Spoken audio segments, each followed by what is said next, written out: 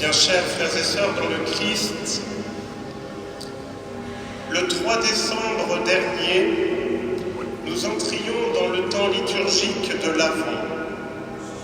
Pour ceux qui étaient ici ou au Carmel, je vous invitais à faire votre crèche et à choisir un santon pour, durant tout ce temps de l'Avent, le faire chaque jour, avancer, reculer, rester sur place en fonction de ce que vous aviez vécu dans la journée.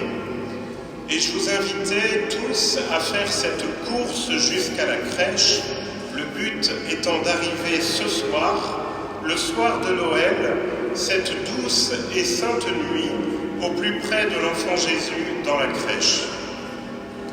Chacun l'a vécu à sa manière, mais nous voilà arrivés ce soir à la crèche et nous sommes désormais invités à rejoindre Jésus au plus près de lui, tel que nous sommes, avec ce que nous sommes, tel chacun des santons de nos crèches. À Bethléem, cette nuit, il se passe quelque chose d'extraordinaire, d'un contraste éblouissant. Au milieu de la nuit, au cœur des ténèbres, surgit la lumière du monde. Dans la liturgie des églises orientales, ce soir, on allume un feu pour signifier cette lumière, comme nous le faisons à Pâques dans le rite latin.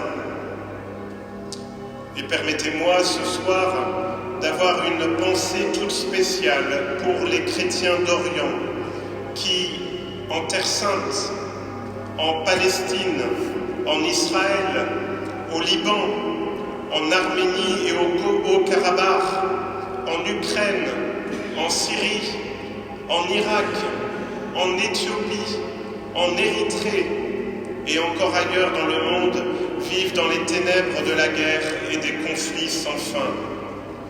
Que la lumière qui vient au milieu de la nuit puisse apporter l'espérance dans tous les cœurs.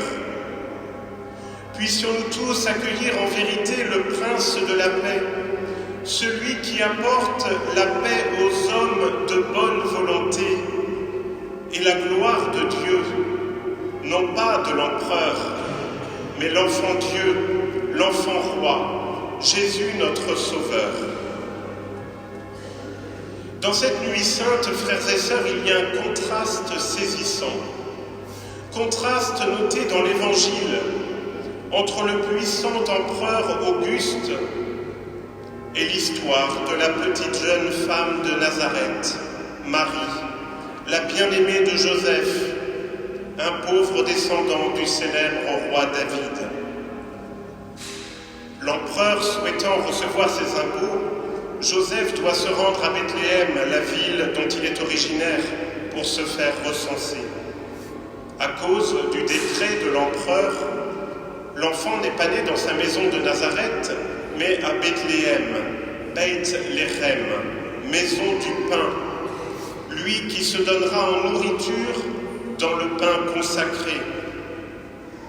Mais à Bethléem, il n'y a pas de place convenable pour Joseph et Marie, qui doit accoucher. Voilà pourquoi l'enfant vient au monde dans une étable et est déposé dans une mangeoire. Celui qui détient toute puissance au ciel et sur la terre est enveloppé comme nouveau-né dans des langes et posé dans une pauvre crèche. Si dans le monde entier, frères et sœurs, aujourd'hui, quelles que soient les cultures et même les religions, les peuples ont une grande affection pour la fête de Noël, c'est parce que jamais Dieu n'a été aussi proche de l'homme qu'à ce moment-là. Et cette venue est discrète. Elle ne fait pas la une des journaux et ne détrône ni les grands ni les puissants de leur suprématie. Dieu lui-même est venu en ce monde sans bruit et sans éclat, comme un petit enfant, pour notre secours et pour le salut de tous. Ce soir, frères et sœurs, la nature divine et la nature humaine s'unissent dans une harmonie et Dieu, éternel, tout-puissant, infini, créateur de l'univers, devient l'un de nous, un homme commun soumis aux différents cycles de la généalogie. En entrant dans le monde, il va vivre l'étape de l'enfance, soumis à ses parents desquels il recevra sa formation, son éducation. Dieu se fait homme. Jésus est vrai Dieu et vrai homme en une seule et même personne. L'éternité entre dans le temps. En entrant dans le monde, le Fils de Dieu devient aussi Fils de l'homme. Le Créateur du monde, qui est à l'origine de tout pouvoir, choisit une lignée à partir de laquelle évoluera une longue liste de générations. Il est conçu du sein d'une jeune femme toute humble.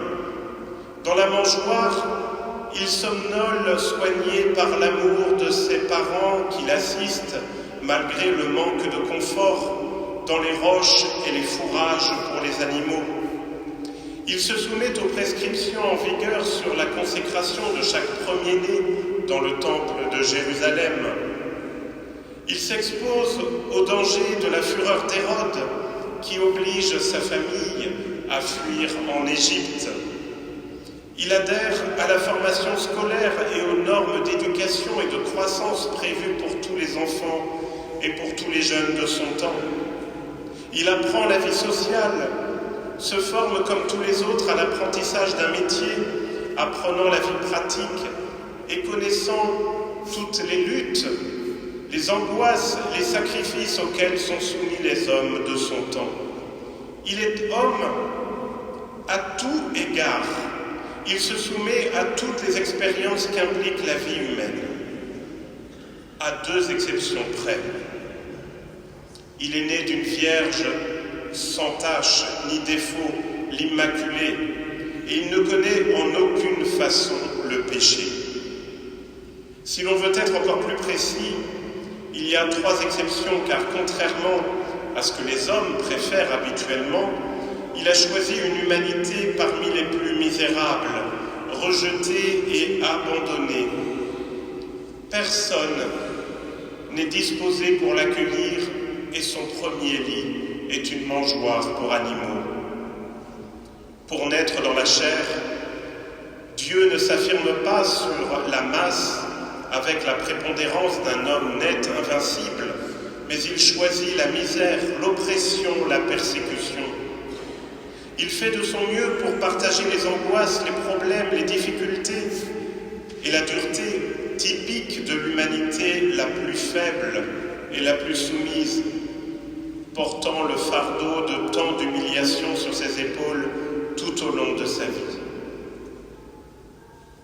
En fait, tout ce que nous trouvons dans l'enfance divine de Jésus, en termes de soumission, d'humiliation, de pauvreté, de simplicité de vie, nous le retrouverons aussi à chaque étape de sa vie ministérielle publique et surtout à l'heure de son inévitable apogée, qui sera celle du don total de soi pour nous sur la croix.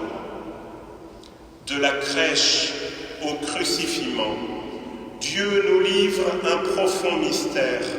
Il nous aime inlassablement. L'amour, frères et sœurs, est comme l'alphabet qui nous aide à déchiffrer le langage de Dieu envers nous. Les langes qui enveloppaient le nourrisson dans la crèche de Bethléem ne seront autres que le linceul retrouvé dans le sépulcre de Jérusalem. Le sang qui coule dans les veines de ce petit enfant est le même sang qui coulera du cœur transpercé du Christ au Golgotha, au cœur de l'abandon et de la trahison, ce sang auquel nous communions dans l'Eucharistie. Alors pourquoi ce choix divin de l'humanité? Pourquoi cette volonté de Dieu de s'incarner dans la pauvreté et de vivre dans la plus déplorable des conditions humaines? Dieu s'est fait homme pour nous sauver et nous réconcilier avec le Père. Car Dieu a tant aimé le monde qu'il a envoyé son Fils unique dans le monde pour que nous vivions par lui. Et il a envoyé son Fils en sacrifice de pardon pour nos péchés, nous dit Saint Jean dans sa première lettre. Dieu a assumé un corps et une âme afin que nous soyons libérés du péché et pour que nous puissions participer à la nature divine. Dieu s'est fait homme afin que l'homme devienne Dieu, nous dit saint Augustin.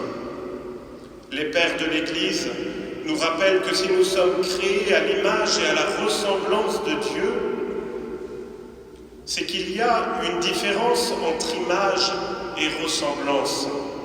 L'image, nous la recevons dès la conception, mais la ressemblance, nous l'acquérons au fur et à mesure de notre vie, comme un processus. Pour cela, frères et sœurs, une seule chose est nécessaire: offrir l'abîme de notre pauvreté à l'infini de l'amour, consentir à vivre pour l'amour de Dieu et de notre prochain. Ainsi serons-nous en mesure de reconnaître la divine dignité de toute personne humaine jusqu'en sa plus grande pauvreté. Alors, nous pourrons être des témoins de la joie à laquelle Dieu nous appelle et transmettre la paix qu'il nous donne en son Fils.